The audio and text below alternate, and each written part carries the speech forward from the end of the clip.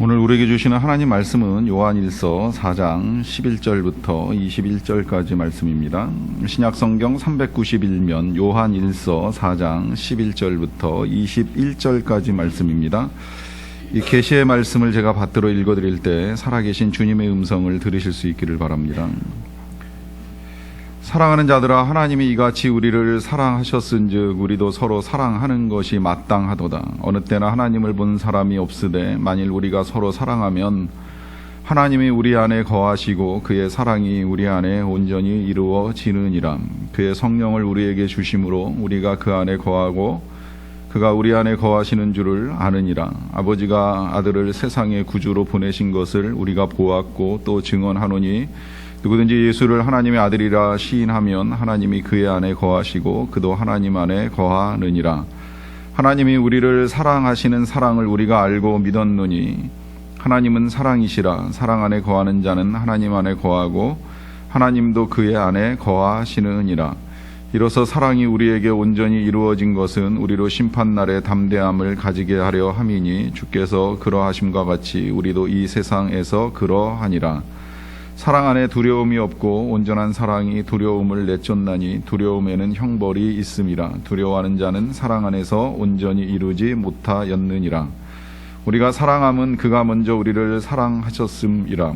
누구든지 하나님을 사랑하노라 하고 그 형제를 미워하면 이는 거짓말하는 자니 보는 바 그 형제를 사랑하지 아니하는 자는 보지 못하는 바 하나님을 사랑할 수 없느니라. 우리가 이 계명을 주께 받았나니 하나님을 사랑하는 자는 또한 그 형제를 사랑할지니라. 아멘. 우리 함께 말씀 나누기 전에 옆에 계신 분들하고 좀 함께 인사 나누고 말씀을 나눴으면 좋겠습니다. 천사와 같은 미소를 띠고 낯설더라도 밝게 웃으면서 평안하셨습니까? 한번 좀 인사 나누시겠습니다. 평안하셨습니까? 평안하셨습니까? 평안하셨습니까?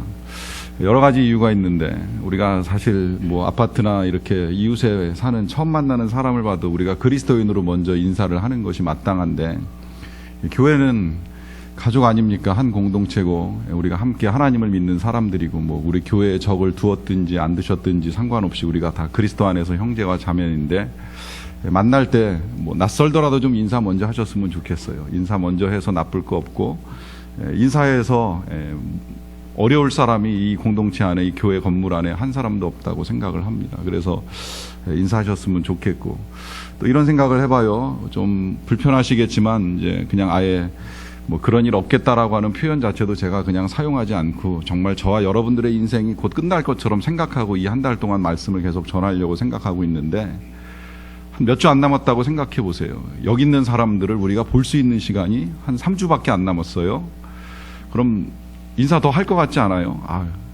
이 사람 볼 시간이 얼마 안 남았으니까 언제 또 볼지 모르니까 이 사람 잘 알지 못해도 인사해야 되겠다 이런 생각 가지고 인사할 거라고 생각이 됩니다. 그래서 그런 마음으로 그냥 건물 드나들면서 보는 사람 낯설더라도 볼 때마다 인사하시고 반복돼도 상관없어요. 반복해서 인사하는 사람을 누구도 바보 같다고 생각하지 않고 오히려 그렇다면 참 예의 바른 사람이고 인사 잘하는 사람으로 그렇게 인식할 거라고 생각이 됩니다. 그런 마음으로 볼 때마다 나갈 때마다 좋은 얼굴로 서로 좀 인사를 많이 하셨으면 좋겠습니다. 한 번 더 연습해 볼까요? 이번엔 그냥 편안하게 안녕하세요. 밝은 얼굴로 한 번 더 해보겠습니다. 안녕하셨어요? 안녕하셨어요? 반갑습니다. 일주일 어떻게 사셨는지 모르겠어요. 내 생애 마지막 한 달에 지금 열흘이 지나갔고 20일 남았습니다. 여러분 조금 생각 더 바꾸셨으면 좋겠습니다. 2015년이 20일이 안 남은 것이 아니라 저와 여러분들의 생애가 20일이 안 남은 거예요. 우리 하나님께서 만약에 우리의 삶을 내년으로 연장시키셔서 또 한 달을 허락하실지는 모르겠지만 적어도 우린 좀 그런 마음으로 사셨으면 좋겠어요. 우리의 인생이 이제 20일도 안 남았다. 어느새 일주일이 훌쩍 지나가 버렸는데 남은 기간은 또 어떻게 살아야 되는가 좀 고민했으면 좋겠습니다. 그래서 묻고 싶은 것이 혹시 지난 일주일을 정말 열정으로 사셨습니까? 다른 때보다도 이 설교 말씀 나누고 나서 피드백을 많이 하신 것 같아요. 뭐 가족들끼리나 아니면 성도들 간에 이렇게 저렇게 이야기를 나누면서 진짜 한 달 남았으면 어떻게 살까 이제 이런 고민들을 좀 하신 것 같은데 저는 고민하는 거 좋다고 생각을 하고요. 또 고민하다 보니까 이제 여러 가지 소원도 나오는데 소원을 갖는 것도 좋다고 생각을 하고 또 하고 싶은 것을 하는 것도 좋다고 생각을 합니다. 그런데 몇 가지 일단 잊지 말아야 될 것을 다시 좀 당부하고 싶은 것이 있는데 예를 들어 정말 내가 인생이 한 달밖에 안 남았으면 난 뭐 할까 이런 고민을 하다가 이제 생각하는 것들이 각자 있을 겁니다. 그런데 그 생각하는 것들이 지금 당장 오늘 당장 할 수 있는 것이 아니라고 한다면 별로 그렇게 중요한 일 아니라는 거예요. 크게 의미 없는 일이 될 수도 있다는 거예요. 예를 들면 정말 한 달밖에 안 남았으면 나는 그냥 좀 뭐 퇴직하고 정리하고 여행을 가고 싶다. 아니면 뭐 진짜 있는 돈 다 끌어모아가지고 가고 싶은데 가보거나 먹고 싶은 거 먹어보고 싶다. 근데 그걸 지금 당장 할 수 없으면 안 해도 되는 일이고 그다지 의미 없는 일이라는 거예요. 그리고 또 현실로 닥치면 할 수 없는 일들이에요. 막상 할 것 같지만 아마 이 병원 저 병원 두드리면서 내가 더 살아야 되는 거 아닌가라고 생각하면서 절박하게 살 길을 찾을 것이지 먹을 것 찾고 볼 것 찾고 놀 것 찾고 쉽지 않다는 겁니다. 그러니까 그 내 생각 중에 한 달밖에 안 남은 내 삶 가운데 그 일을 지금 당장 할 수 없으면 의미 없는 일이라고 생각하셔도 크게 문제되지 않습니다. 그 다음에 이제 또 하나 잊지 말아야 될 것이 죽음은 끝이 아니라는 거예요. 죽음은 인생을 끝내는 게 아니라 우리가 주님께 나가는 겁니다. 주님을 만나러 가는 겁니다. 이 만나는 시간에 대한 신학적인 차이 견해는 좀 달라요. 뭐 당장 죽고 나서 바로 만나느냐 아니면 땅속에 잠들어 있다가 주님 재림하실 때 만나느냐라고 하는 이런 신학적인 차이는 좀 있는데 분명한 거 한 가지는 주님을 만난다는 것이고 그 주님을 만나기까지 우리에게 더 이상의 시간은 없다는 겁니다. 후회해도 소용없고 되돌이킬 수도 없고 내가 주님을 만날 줄 알았으면 이렇게 살면 안 되는데 조금만 더 시간이 남아 있었으면 좋겠다라고 할 수 있는 그런 시간이 더 이상은 주어지지 않는 게 죽음이에요. 끝이 나는 건 아니지만 주님을 만나기 전에 우리가 준비하거나 살아보거나 할 수 있는 그런 제한된 시간이 더 이상 없다라고 하는 것이 죽음입니다. 그렇게 되면 주님 앞에서 우리가 서게 될 때이기 때문에 서야 되기 때문에 우리가 남은 이 시간을 잘 살아야 된다는 거예요. 이 20일을, 이 며칠 동안을 주님 앞에 서기 전에 내가 뭘 더 하고 가야 될까? 이걸 생각하셔야 된다는 겁니다. 그리고 또 한 가지가 있습니다. 이제 그런 생각을 하는 것까지는 좋은데 생각만 하고 실천하지 않으면 절대 제대로 사는 게 아닙니다. 잘 사는 게 아니라는 거예요. 고민만 하고 결과가 없으면 안 됩니다. 차라리 그럴 것 같으면 이것저것 고민하느니 하나만이라도 할 수 있는 걸 당장 해야 된다는 겁니다. 주간에 샘모임을 하신 분들은 아마 그 질문을 가지고 다루셨을 거예요. 만약에 정말 삶이 한 달밖에 남지 아니하였다라고 한다면 꼭 해야 될 일 5가지를 적어봅시다. 그리고 그 가운데 할 수 있는 거 한 가지라도 지금 당장 실천합시다. 이게 이번 주에 나눈 샘모임 내용이었어요. 할 수 있는 거 한 가지라도 하자는 거예요. 뭐 이것저것 정말 누구 만나서 뭘 해야 되는데 아니면 누구한테 내가 이런 말을 해야 되는데 내가 이것만큼은 꼭 하고 가고 싶은데 많은 생각이 있을 것 같지만 그 많은 생각들 중에라도 단 한 가지 할 수 있는 그 하나를 한 번쯤은 실천해 보자라고 하는 것입니다. 그렇게 하기 위해서 이 남은 시간을 우리가 열정으로 살아야 되고 또 이 남은 시간에 사랑할 수 있으면 더 사랑해야 된다라고 하는 것입니다. 저는 저희 선친께서 돌아가시기 전에 감사하게도 한 달 동안 저희 집에 모셔서 같이 있을 수 있는 시간이 있었습니다. 참 어떻게 하다 보니까 정말 정확하게 그 어르신의 생애 마지막 한 달을 이제 저희 가족들과 함께 보내시게 됐어요. 집에 모셔서 이제 곧 돌아가실 것, 언제이신지는 알 수 없지만 이제 그걸 돌아가실 것이라는 걸 알고 있는 상태에서 그냥 저희 가족들의 마음은 최대한 편안하게 해드리고 또 기왕이면 이제 좋은 것으로 섬겨드리고 싶은 마음에 매일같이 여쭙고 뭐 이거저거 드시고 싶다 하시면 이제 그거 구해다가 대접해드리고 하는 이제 이런저런 일을 했고요. 또 반대로 이제 저희 아버님께서는 돌아가시기 전에 하나라도 더 저희들에게 남겨주고 싶으셔서 이런저런 말씀도 해주시고 또 당부도 하시고 특히 이제 저희 딸 손녀인 저희 딸들을 위해서 좋은 선물들도 해주고 가시려고 애쓰셨습니다. 곧 다시 만날 수 없고 다시 돌아올 수 없다는 생각에 서로가 서로에게 정성을 다하고 하나하나가 소중해지는 것입니다. 마지막 한 달 동안에 스티브 쇼그린 목사님이 죽음의 문턱에서 삶을 보다라고 하는 책을 쓰셨는데요. 이분은 1985년에 교회를 개척하고 나서 6천 명이 넘는 교회를 목회하셨습니다. 이제 그러던 중에 아무 일도 일어나지 않을 것이라고 보였던 이 맑은 겨울날 간단한 수술을 받으려고 병원에 입원을 했습니다. 뭐 의사도 간호원도 큰 수술 아니니까 별일 없을 거예요. 이제 이런저런 이야기를 들으면서 마취하고 수술을 하게 되었는데, 이 간단하다고 믿었던 수술이 의료사고를 일으키면서 과다 출혈로 인해 가지고 이제 저자에게 죽음이 임하게 됩니다. 저자의 심장이 7분 동안, 정확하게 7분 동안 의료 기록으로 남아 있어요. 7분 동안 멈춰버린 거예요. 그리고 의사들은 정말 이 환자 목사가 죽었다고 생각을 했습니다. 그런데 이 목사는 이 7분이라고 하는 시간 동안 죽음을 경험하고 나서 그 죽음 가운데 하나님의 음성을 듣게 되고, 그리고 하나님의 말씀을 듣는데 하나님이 저자에게 속도를 늦추고 균형 잡힌 삶을 살 것을 권하셨다고 합니다. 그리고 저자의 삶이 거짓이었다라고도 말씀하셨다고 합니다. 그제서야 이 저자가 자기 자신이 급하게 달려왔고 또 균형을 잃었고 거짓이었다라고 하는 것을 깨달았다고 말합니다. 그리고 이제 삶을 바꾸고 나서 이 책을 쓴 거예요. 책 속에서 저자가 이런 내용들을 가지고 말합니다. 정상적으로 되기 위해서 죽다. 더 나은 남편이 되기 위해서 죽다. 더 나은 아버지가 되기 위해서 죽다. 좋은 친구가 되기 위해서 죽다. 더 좋은 이웃이 되기 위해 죽다.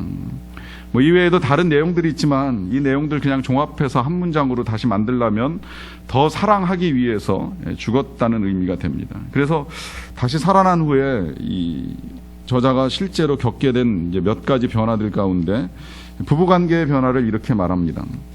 수술실에서 내 영이 몸 위에 떠 있을 때 하나님은 내게 우리의 결혼 생활을 돌보고 수리해야 된다고 말씀하셨다. 그 말씀은 나를 놀라게 했다. 아내와 나는 안정된 결혼 생활을 하고 있었다. 그러나 나는 하나님이 의도하신 멋있는 남편은 아니었다. 나는 어이없는 실수들을 저질렀다. 최근 몇 년간 결혼 생활 중에 실수한 일에 대한 기억이 떠오를 때면 나는 아내에게 용서를 구했다. 결혼 생활을 하는 동안 내가 범한 어리석은 일이 믿지 못할 정도로 많다는 사실에 놀라게 된다. 그런 실수에 대한 변명은 있을 수 없다고 본다. 계속해서 이 쇼그린 목사님이 더 좋은 친구가 되기 위해서 죽다라고 하는 제하에서는 친구 관계의 변화에 대해서 이런 고백을 합니다. 나는 문제를 알고 있어도 별로 신경을 쓰는 사람이 아니다. 사고 전에 나는 공격적이고 실수하고 오해하는 것은 있을 수 있는 일이다. 깨진 관계를 복구하기 위해 시간을 쓰는 것보다 새로운 우정을 쌓기 위해 시간을 내는 것이 더 생산적이다라는 생각을 가지고 있었다. 사고 전에 어떤 목사가 이런 나의 태도를 지적한 적도 있었다. 그러나 나는 내 방식을 고수했으며 변하려고 하지 않았다. 뒤돌아보면 내 시각은 왜곡된 것이었다. 이제 나는 고치기 위해 노력하고 있다. 하나님과 사람 앞에서 항상 아무 거리낌이 없는 것이 최선의 길이라고 생각한다. 다른 사람을 화나게 했거나 다른 사람이 내 감정을 거슬렀을 때 나는 그 상태를 만회하기 위해 최선을 다한다. 여러분, 어떻게 이런 변화가 가능할까요? 이유는 바로 죽음의 문턱에 갔다가 삶을 다시 보았기 때문입니다. 죽음이 저만치 있을 때에는 당연히 그렇게 사는 것이 아무 문제 없다고 생각을 했지만 막상 죽음을 경험하고 나서 보니까 이렇게 살아서는 안 되겠다라고 하는 생각이 분명해지는 겁니다. 우리가 이 주제를 가지고 계속 말씀을 다루는 이유가 여기 있습니다. 멀리 있다고 생각하면 변하지 않는 우리의 삶을 이제라도 좀 더 빨리 바꿔봐야 된다라고 하는 생각 때문에 가까이에 와 있는 것처럼 생각하고 말씀을 나누는 것입니다. 여러분, 우리가 다 이 쇼그린 목사처럼 굳이 죽음을 경험할 필요가 없습니다. 사실 그렇게 된다면 그건 굉장히 고통스러운 일입니다. 본인에게나 가족들에게나 또 본인이 속한 모든 공동체에게 슬픔과 고통을 가져다주는 일이 됩니다. 그래서 하나님이 그런 일들을 우리에게 쉽게 허락하시지는 않습니다. 그렇다라고 해서 우리가 이것이 정말 멀리 있는 것처럼 나와 무관한 것처럼 생각하며 살아갈 수는 없다라고 하는 것입니다. 우리에게 그러한 경험이 없더라도 마치 정말 다시 살아난 것처럼, 아니 얼마 남지 아니한 것처럼 살자라고 하는 것입니다. 그렇게 살 때 우리에게 필요한 몇 가지 중에 오늘 우리가 생각하는 것이 바로 사랑하며 사는 것입니다. 오늘 본문 말씀 11절에서 이렇게 말씀합니다. 사랑하는 자들아, 하나님이 이같이 우리를 사랑하셨은즉 우리도 서로 사랑하는 것이 마땅하도다. 자, 이 말씀 속에서 분명히 우리에게 전하시는 내용은 이것입니다.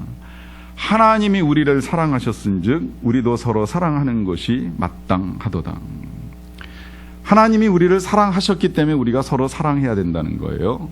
만약에 이 자리에 앉아서 같이 예배를 드리시지만 아직까지 난 하나님의 사랑에 대한 이해가 별로 없고 그 사랑을 정확하게 잘 모르겠다라고 하면 굳이 제가 사랑을 해야 된다라고 하는 말씀을 듣지 않으셔도 상관은 없습니다만, 그러나 하나님의 사랑을 아는 사람에게 있어서 이 사랑이라고 하는 건 마땅한 거라고 오늘 성경이 분명히 우리에게 가르쳐 줍니다. 그 사랑이 도대체 어떤 사랑인가? 이 11절 앞에 본문에서는 간단하게 제가 요약해서 말씀드리자라고 하면, 하나님께서 우리의 죄를 속하기 위하여서 그 아들을 화목제물 삼으셨다라고 하는 말씀을 하고 계십니다. 하나님께서 우리를 사랑하시는 그 사랑의 표현 방법으로 우리의 죄를 용서하시는 것인데, 이 죄가 그냥 용서될 수 없는 것이기 때문에 우리 하나님께서 우리의 죄를 용서하기 위하여서 그 아들을 화목제물 삼으셨다라고 하는 거예요. 제가 최근에 누군가에게 그런 질문을 받아봤어요. 성탄절에 눈물과 통곡을 흘려보신 일이 있습니까? 성탄절에 눈물과 통곡?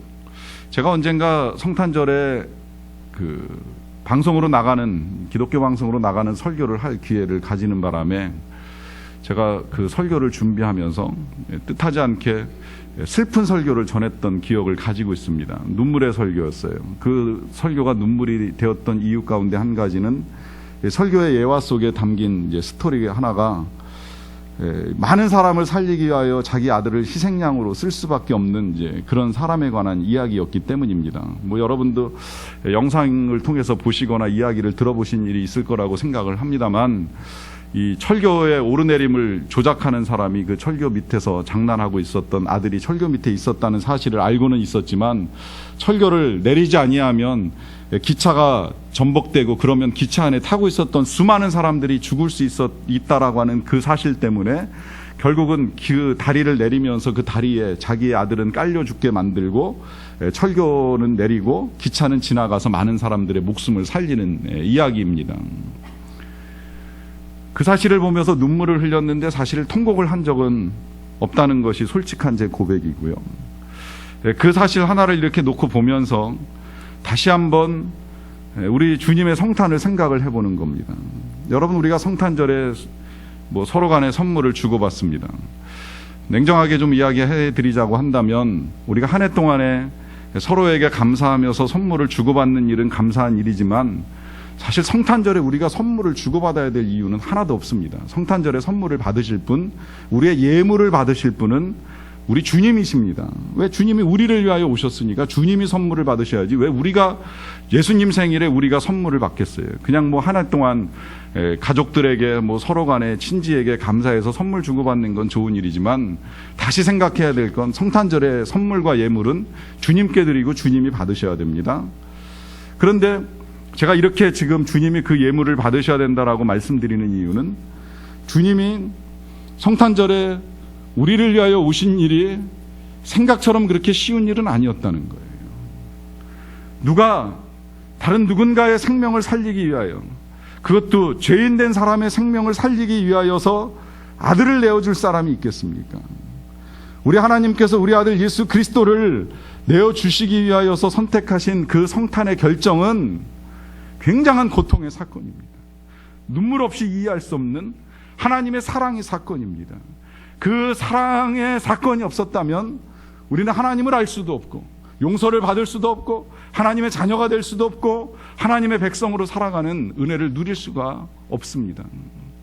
이 사랑을 안다면, 이 희생제물로 그 아들을 주신 하나님의 사랑을 안다면, 그렇다면 우리가 서로 사랑하는 것이 마땅하다고 주님이 말씀하시고 계시는 것입니다.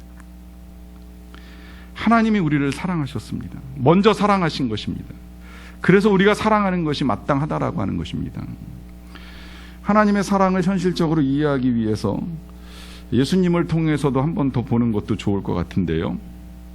예수님이 마지막 때에 예수님 자신이 돌아가시기 전에 어떻게 사랑하셨는가를 보면 우리가 또 사랑하는 걸 이해하는 데 도움이 좀 될 것 같아요. 요한복음 13장 1절의 말씀 한 절을 제가 읽어드리겠습니다. 요한복음 13장 1절입니다. 유월절 전에 예수께서 자기가 세상을 떠나 아버지께로 돌아가실 때가 이른 줄 아시고 세상에 있는 자기 사람들을 사랑하시되 끝까지 사랑하시니라.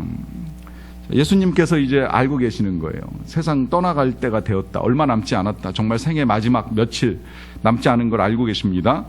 그러다 보니까 예수님이 하시는 일이 뭐냐면 사랑하시는 거예요. 누굴 사랑하시냐면 자기 사람들을 사랑하신다고 하고 또 끝까지 사랑하신다 그래요. 여기서 끝이라고 하는 건 뭐 예수님이 돌아가실 때까지라고 이해하셔도 되고 뭐 영원이라고 하셔도 이해하셔도 상관은 없는데 어쨌든 예수님이 죽을 때가 다 됐지만 선택하신 건 한 가지 사랑하시는 거고 자기 사람들을 사랑하시는 거예요. 그런데 이 자기 사람이라고 하는 것 좀 이제 이 부분이 해석이 좀 어렵습니다. 자기 사람 그러면 도대체 예수님의 사람은 누구인가? 아마 이제 제일 먼저 떠오르는 사람은 베드로 같아요.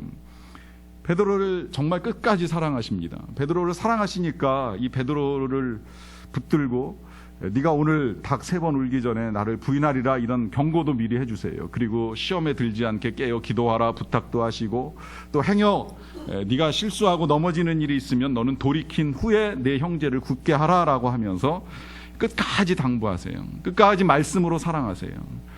근데 끝끝내 이 베드로가 예수님 부인하고 떠나갔잖아요. 그럼에도 불구하고 예수님의 사랑이 거기서 끝난 것이 아니라 그 다음에 부활하셔가지고 또 찾아오세요. 또 만나세요. 그리고 물어보시잖아요. 네가 나를 사랑하느냐 물어보시고는 내 양을 먹이라. 내 어린 양을 먹이라. 내 양을 치라 그러면서 끝까지 그 사랑을 포기하지 않으셔요. 자, 그러면 베드로는 자기 사람, 예수님의 사람이기 때문에 이 베드로만 그런 사랑을 받았나? 본이 아니더라고요. 예수님은 유다도 사랑하셨어요. 유다도 사랑하시다 보니까 이 유다가 자기를 팔고 배신할 걸 알고 계시지만 마지막 만찬 석상에서 유다에게 안타까운 마음을 가지고 말씀하시는 거예요. 차라리 네가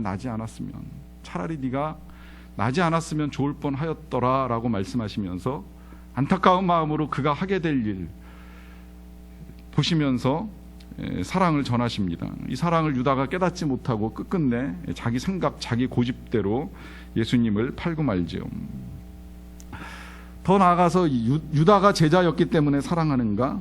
아니에요. 우리가 근간에 지금 누가복음 마지막 말씀을 뭐 금요일도 보고 또 새벽에도 보고 이렇게 하고 있습니다만 예수님을 잡기 위하여 로마 군병들이 찾아옵니다.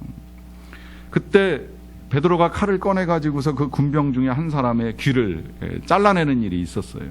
그런데 그때 예수님은 베드로에게 잘했다고 말씀하시는 것이 아니라 오히려 이것까지 참아야 된다라고 말씀하시면서 그 잘려나간 그 군병의 귀를 다시 능력으로 고쳐주십니다.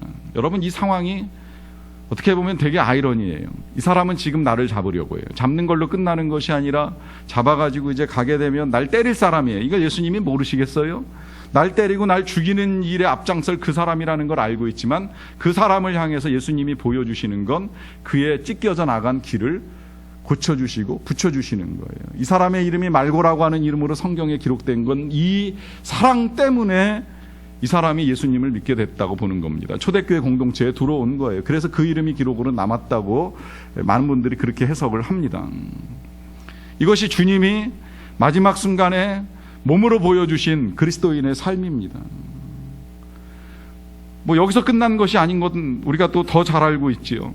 예수님 마지막에 십자가 위에서 자신을 향하여 조롱하는 사람들, 자신을 향하여 채찍질했던 사람들, 십자가에 못 박았던 그 모든 사람들을 향하여 주님은 제일 먼저 입을 여서서 하신 일이 기도였어요. 주여 저들의 죄를 사하소서. 자기가 하는 것을 알지 못함입니다. 이 기도를 통해서 예수님이 자기의 사람들, 우리 모두를 끝까지 사랑하신다라고 하는 것을 분명하게 보여주셨습니다. 그리고 그 사랑을 보여주신 주님이 오늘 우리에게 당부하시는 거예요. 하나님이 이같이 우리를 사랑하셨은즉 우리도 서로 사랑하는 것이 마땅하도다. 저는 종종 여러분들과 이 주제를 가지고 말씀을 나누었다고 생각을 하지만 전하고 난 다음에 들으시는 여러분들, 저 자신도 솔직히 그렇고요. 알지만 행하는 것이 쉽지 않다라고 하는 걸 알고 있습니다. 사랑하는 거, 용서하는 거, 용서를 구하는 거, 그 어떤 것도 참 어렵습니다. 그리스도인으로 살아가면서 제일 어려운 게 무엇냐고 한다면 어쩌면 이것일 수도 있다는 생각을 해요. 물론 다 어렵게만 느껴질 수 있는데 사실 그 어려운 것도 우리가 제대로 믿고 하나님을 제대로 알면 그게 크게 어려운 것도 아닌데 아직도 제대로 믿지 못하고 내가 주인이라고 생각하고 착각하고 살아가니까 좀 어렵게 느껴지는데 그 어려운 것 가운데 제일 어려운 것이 바로 이 사랑입니다. 근데 사랑이 어려운 이유가 있어요. 그 이유 가운데 한 가지를 오늘 본문이 가르쳐 주는데 그 이유는 바로 두려움입니다. 두려움 때문에 힘이 들어요. 먼저 말씀을 좀 보겠습니다. 18절. 사랑 안에 두려움이 없고 온전한 사랑이 두려움을 내쫓나니 두려움에는 형벌이 있음이라 두려워하는 자는 사랑 안에서 온전히 이루지 못하였느니라. 사랑한다면 원래 두려움이 없어야 되고 온전한 사랑이 두려움을 내쫓는데 정작 사랑을 하려고 하면 우리의 마음속에 먼저 찾아 들어오는 것은 두려움입니다.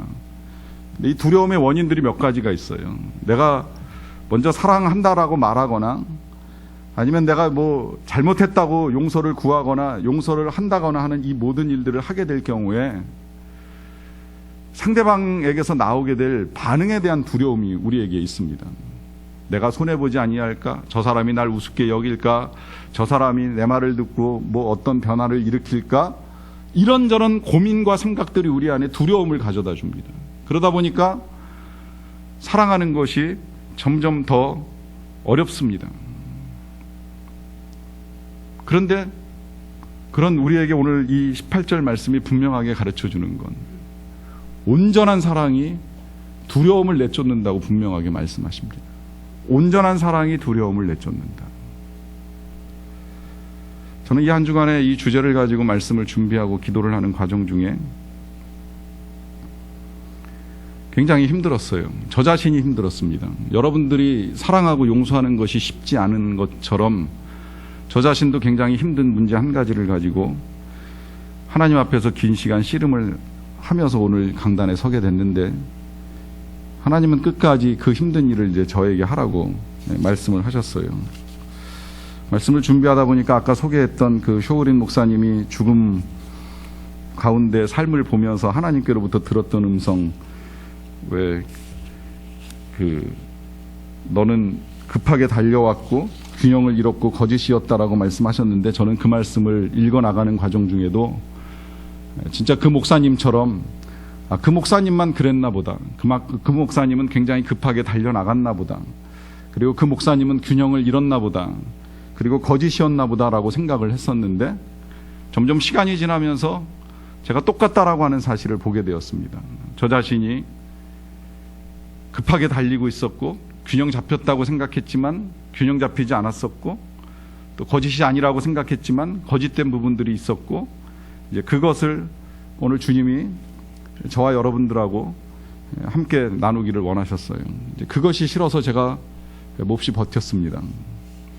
버티다가 오늘 마지막에 이제 아침에 교회 와서 기도하면서 준비하는 과정 중에 기도를 드리는데 하나님이 제 마음속에 또 한 번 더 분명하게 말씀하셨어요.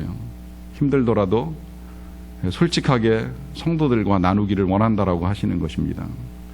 저는 다시 한번 하나님께 싫다고 말씀을 드렸고 그 싫다고 말씀을 드리는 순간에 더 이상 저는 기도를 할 수 없었고 제 입에서 나오는 기도는 이런 말뿐이었습니다. 어버버버버 어버버버버. 아무 말도 할 수가 없었습니다. 저도 좀 놀랐고 당황했어요. 왜 입이 안 열릴까? 왜 말을 할 수 없을까?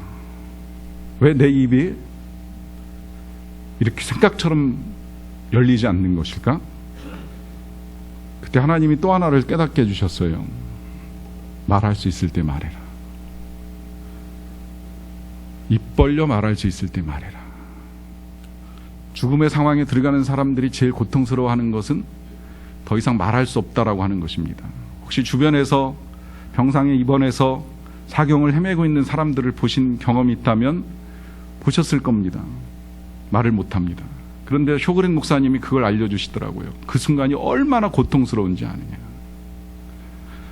난 지금 이런 상황에 있다는 말, 난 목이 마르고, 난 누가 보고 싶고, 난 누굴 만나고 싶고, 난 이런 고백을 하고 싶은데 이런 말을 할 수 없는 그 상황에 놓여있는 그 환자의 고통을 경험해보지 아니한 사람이 알겠느냐라고 하는 그런 말씀 하신 걸 책에서 읽은 기억이 나면서, 지금 내가 말할 수 있고 지금 내가 누군가에게 내 생각을 전할 수 있다라고 하는 이 시간이 주어졌다라고 하는 사실이 얼마나 귀한가라고 하는 것을 다시 먼저 주님이 생각을 하게 해주셨습니다. 그래서 힘들지만 다시 말하게 하신 이 상황 속에서 제가 여러분들에게 솔직하게 고백을 드리는 건 제가 사랑이 없는 목사였다라고 하는 사실입니다. 제가 이 시간에 이 자리에 강단에 서서 감히 여러분들에게 더욱 사랑하라라고 하는 주제를 가지고 말씀을 전해드리기는 하지만 준비하는 과정 중에 주님이 계속 저에게 되물으셨어요. 넌 얼마나 사랑한 것 같으냐? 넌 얼마나 사랑한 것 같으냐? 뭐 일일이 다 말씀드릴 수는 없지만 한두 가지만 놓고 봐도 제가 얼마나 사랑이 없었는가. 제가 여러분들을 위해서 기도하고 여러분들의 자녀들을 위해서 기도하는 일들을 해온다고 생각했지만 정말 더 깊이 여러분들의 상황이 얼마나 힘든지, 왜 그런 일을 할 수밖에 없었는지 그 내면의 아픔과 고통을 충분히 이해하지 아니한 상태에서 그저 피상적으로 기도하고 피상적으로 기도하겠다라고 말했던 이 모든 것들에 아무런 애정이나 사랑이 담겨있지 않다는 사실을 솔직하게 고백하고 여러분들의 용서를 구합니다. 이 사랑 없는 목사를 용서해 주십시오. 기도하겠습니다.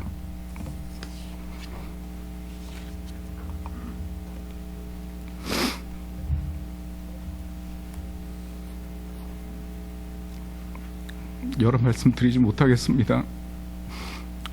그냥 여러분들 각자 오늘 부족한 종을 통해 주신 말씀 들은 대로 잠깐 기도하는 시간 갖도록 하겠습니다.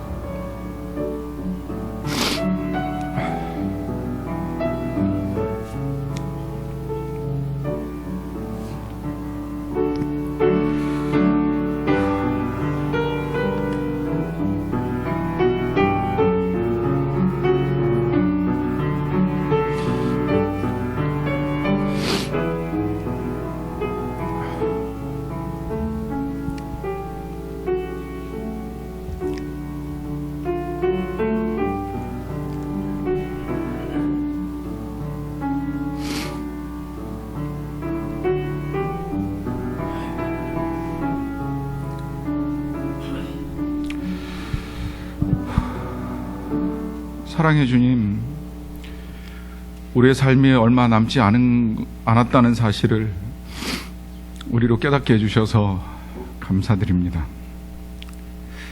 이 얼마 남지 아니한 삶을 우리가 정말 잘 살기 원합니다. 금방 주님 만날 텐데, 주님 만날 날이 얼마 남지 않았는데 마치 먼 것처럼 착각하며 살지 않기를 원합니다. 주님 앞에 섰을 때 부끄러움 없고, 또 남겨두고 가는 사람들에게 더 이상 미안한 것이나 후회된 거 없이 정말 잘 마무리했으면 좋겠습니다.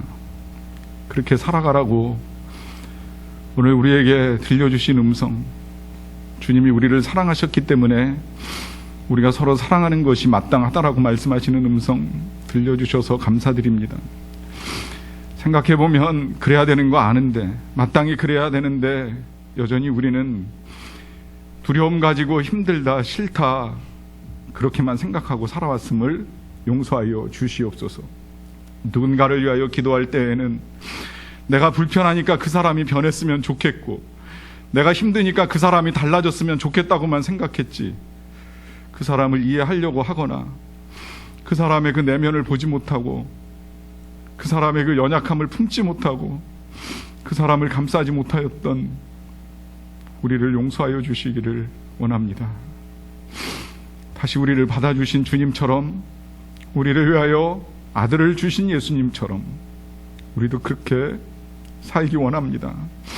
먼저 사랑을 받았기 때문에 이제는 우리도 그렇게 사랑하며 살아가는 주님의 사람이 되기를 원합니다. 우리를 위하여 이 땅에 오신 예수님의 이름으로 기도하옵나이다. 아멘.